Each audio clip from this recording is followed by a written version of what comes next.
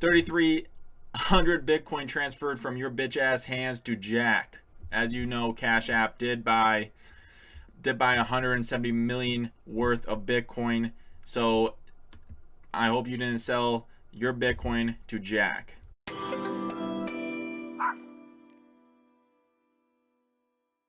Dingoos, good morning. I hope you're having a fantastic morning. Very exciting episode in store for you today. We're going to be talking about the correction that just happened, and actually it looks like we just hit a bottom. A lot of tokens hitting that double bottom support, that bullish reversal pattern, and it's looking very nice. We're going to be covering Bitcoin news, the Tether news, and I have a shit ton of altcoins at the end that I'm just keeping a close eye on for sure. So make sure you stay tuned for that. And let's just go ahead and jump into it. As you can see, like, check out Polkadot. Polkadot has a wicked strong reversal, right? Wicked strong reversal. Already back up to $35. Looking very strong. Looking very strong indeed. And now let's move on to Bitcoin's price action, because obviously all altcoins rely on Bitcoin's price action. Bullish consolidation above the 20-week moving average is what causes altcoin season, and it's looking like we're doing exactly that. As long as we consolidate in a bullish formation in this price range, altcoins will continue to rebound and moon, right? So altcoin season is not over yet. If Bitcoin breaks down below 40,000 or 44,000, very bad news. If we close in on this 20-week moving average, altcoins will bleed heavy. So that's what you got to watch out for. Bitcoin breaking below 45,000, right? That's key support right there. We break below that, altcoin season might be over for a little bit. Let's move on into the cryptoverse. Benjamin Graham says, if the 20-day holds for Bitcoin, then alts stand a chance. I do agree with him, and it looks like it's held. So there we go. And now somebody in the comment below, what's up with this eggplant, guys? I've been seeing this a lot with Peter Schiff and like FUD, but I don't understand it. But anyways, Indian billionaire says the country's regulators need to step in and ban Bitcoin. Rich people from around the world that make their money in the US dollar or in their fiat currency are trying to step up and ban crypto because it's taking power away from them. Instead of jumping on the bandwagon, they're trying to hold on to the past, right? Which is obviously not going to work out for them.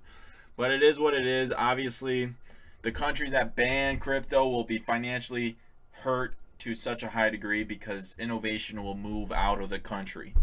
So hopefully some countries in the world will ban them, and then they will just move. It's just unfortunate. India is doing it, the second largest country in the world, right? Very sad to see. See, like, Peter Schiff has his eggplant in his username. I don't understand it. Comment below what it means. It's got to be some like anti-Bitcoin meme or something. I don't understand. But anyways, 3,300 Bitcoin transferred from your bitch ass hands to Jack. As you know, Cash App did buy 170 million worth of Bitcoin.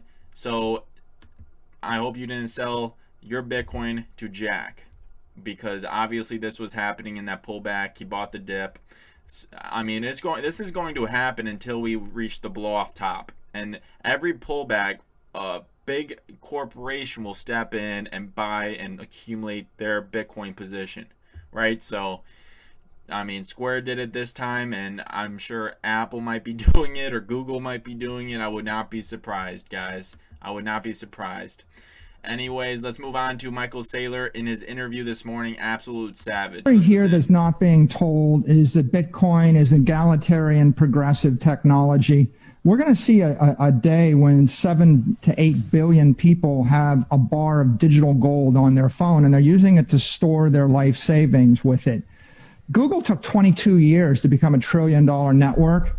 You know, Amazon took 24 years. Apple took 42 years. Microsoft took 44 years. Bitcoin became $1 trillion digital monetary network in 12 years. And so the world needs this thing. And I think you can expect that we'll have 1 billion people storing their value, in essence, a savings account on a mobile device within 5 years. And they're going to want to use something like Bitcoin. Bitcoin is the dominant digital monetary network. Look, the story. Eventually, Bitcoin will become the dominant digital monetary network, and it will be basically following the growth in the world's GDP. That's what I believe. Over time, once this is adopted by the entire world, it will just follow the growth of the world's GDP, and it will be the world's savings account, which would be very nice to see. And that's what I believe will happen. Only time will tell, obviously. Anyways, let's move forward. Bitfinex and Tether have reached a settlement with the New York State AG after 2.5 years and 2.5 million pages of info shared. We admit no wrongdoing and will pay US 18.5 million to resolve the matter. No finding that Tether ever issued without backing or to impact crypto prices. Obviously that's false. Obviously that is tremendously false, and it's just funny that, I mean, I'm not saying this is a bad thing. I don't mind it, just to understand that Tether is not backed by US dollars, guys. Obviously I mean, they had to pay them for some reason, right? They had to settle it. They settled it for some reason. The settlement shows our commitment to the future of the industry and to transparency with quarterly disclosures of Tether TO reserves going forward. We are pleased to put this behind us. Full statement available below. But it is what it is. I mean, I'm fine with it because this is very bullish. This is as bullish as you can get because Tether just prints money. I mean, let's read the next thing, right? Let's listen. Dear New York State AG, I would like to report that all dollars are unbacked, right? So even US dollars, the real deal, are unbacked. So Tether is basically just the Federal Reserve for crypto, and they will continue to print and prop up the market until forever, it seems now. I thought the New York State AG would kind of put a kaput to it, but it doesn't seem like it, and money laundering will continue for CZ and Wabi, and Justin Sun is kind of the back burner of the group, the mutt of the group behind Wabi and CZ. But anyways, let's move forward to some altcoins. Ruler March 1st coming out with the protocol on March 1st. I love Ruler, going to do great things. I'll be watching this very closely and watching the price action. Airdrop 1 million tokens, I believe. I'll definitely be doing a protocol review on this once it comes out because I'm very interested in I believe they have tokenized loans, which would be very interesting if I remember correctly. And also Radical, they passed their bootstrapping event, has passed, and in 2 days, February 25th, they will have the bootstrapping event on Balancer. I'm going to play. I might buy initially small position, and I'm going to watch the price action going forward. Under $5 is ideal, but obviously I have no idea what it will come out as. Big names are tweeting about Radical. I think big things are in store. Nobody's talking about it except yours truly, Dingooo.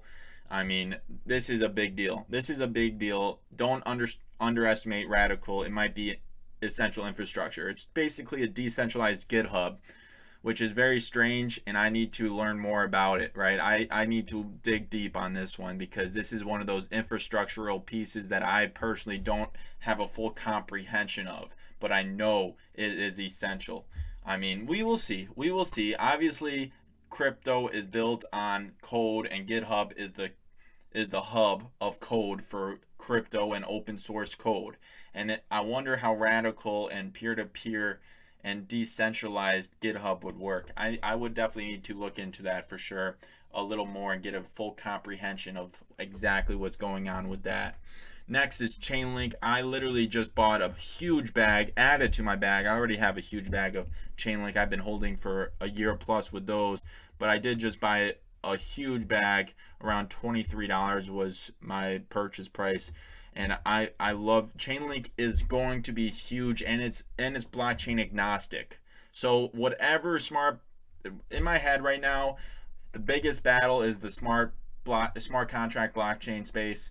I mean, and Chainlink is the winner of that one, right? Of course it is. Of course it is. I mean, it's blockchain agnostic. It will be working with any blockchain that wins or gets the largest market share. Chainlink is the winner. $100 billion market cap. Easy peasy lemon squeezy. Easy peasy lemon squeezy. Next is ChainX. BitBoy pumped it after I put out a video, and it corrected substantially. I still like it, about 60% APY staking rewards. I've been staking for not before this pump in the summer. I've been staking since before this pump. I bought mine mostly back here, but I just been staking all the way through. I'm not selling until the parachain auction. I told myself back then I'm not selling until parachain auction, and I'm sticking to it. We will see what happens to the price, but I think $25 is fair, and I think they are going to get a parachain slot. Bitcoin bridge is going to be essential for the Polkadot ecosystem. Parachain auction and all the parachains will pump strong. Let's go through them again. Here's just several of them. ChainX is right there. Centrifuge will be huge. Edgeware. There's Hydra. I brought those up a while ago. And Kulupu is there, but Darwinian's okay. We'll see what happens. Plasm, I have 190,000 Plasm, but they're not on the fucking market yet. I don't know what to do with them. They're just been chilling in there for months now. I'm just like, okay, what do I do now? Like what? What am I supposed to do with them?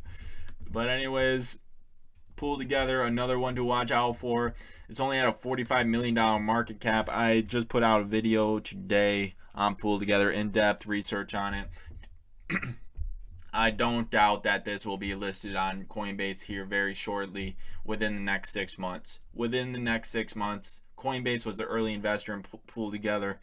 I mean, that's as simple as it gets. And if Pool Together gets listed on Coinbase, it's going to a probably $2 to $500 million market cap token straight away, and that would bring it around. That would probably bring it around, depending on the circulating supply, about $100 to $200 right off the bat, depending on the circulating supply at that time.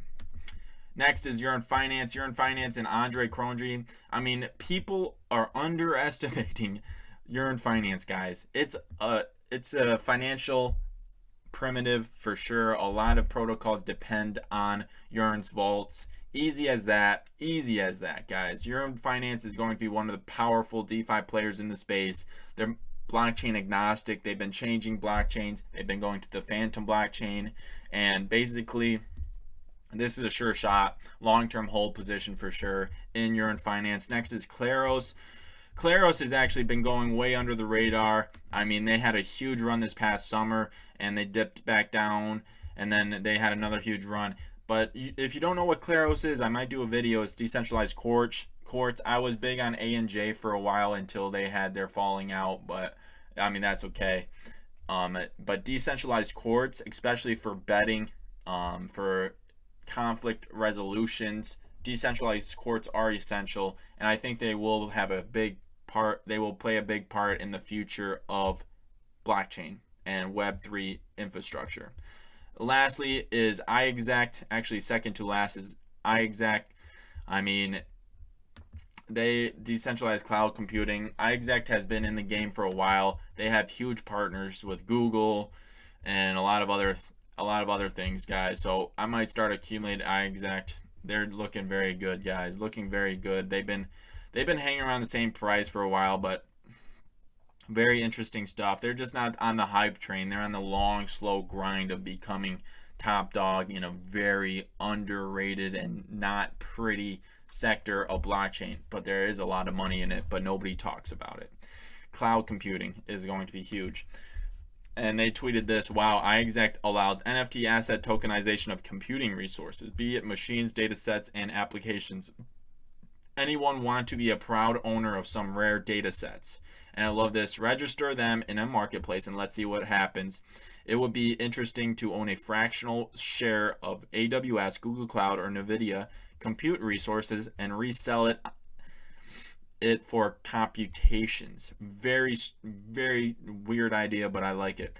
Great idea. iExact invented cloud computations future contracts, and the entire world is sleeping on it. The entire go figure what this means. Go figure that out, because I don't doubt that they're right. I bet you the entire world is sleeping on it, except us here at Dingooos. We're going to go digging. We're going to go digging on iExact future contracts, derivatives. I love derivatives. I'm going to learn what they're talking about. They're probably just, I wonder if they're just speculating futures on the amount of computation power available or something to that manner. But I also like this kind of bring the whole Dingooo community together, talking about, I just did a review on Rari Capital, and he says, or you can encourage crypto users to use it as collateral and infuse of Rari Capital soon. Everything comes full circle, guys. I only review great projects usually. I mean, there's a couple that actually they're all pretty great, honestly. And Rari Capital and Rari Governance Token has been booming lately. And look at this. I mean, it looks okay, guys. It could come down farther. Their market cap to total value ratio is pretty high right now, so keep that in mind. That is all. If you enjoyed this, the Dingooo community is fucking huge. We're growing so fast. It's crazy. I love each and every one of you guys. We're amazing here. Go check out the Telegram and Discord if you would like.